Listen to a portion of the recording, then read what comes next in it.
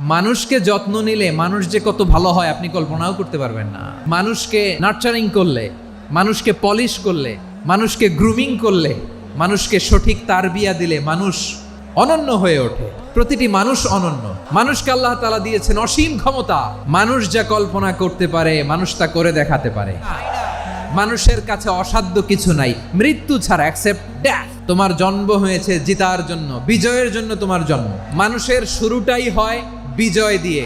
ওই 20 কোটি শুক্রাণুর প্রতিযোগিতায় সবাইরে পেছনে ফেলে সেদিন আমি সফল হয়েছিলাম, সেদিন আমি বিজয়ী হয়েছিলাম, সেদিন আমি এত ছোট ছিলাম মাইক্রোস্কোপ দিয়েও আমার অস্তিত্ব টের পাওয়া যায় না।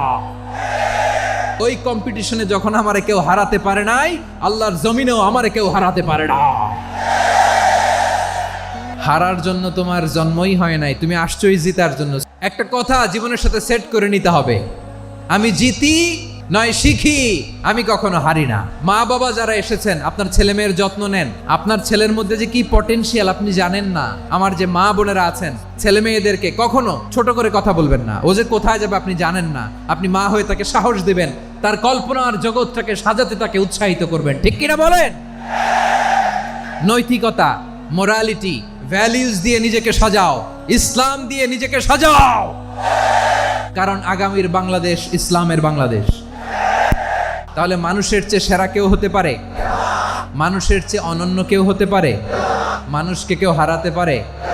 আমি তুমি অনন্য, আমাকে তোমাকে হারায়া দেওয়া এত সহজ না, ঠিক কি না?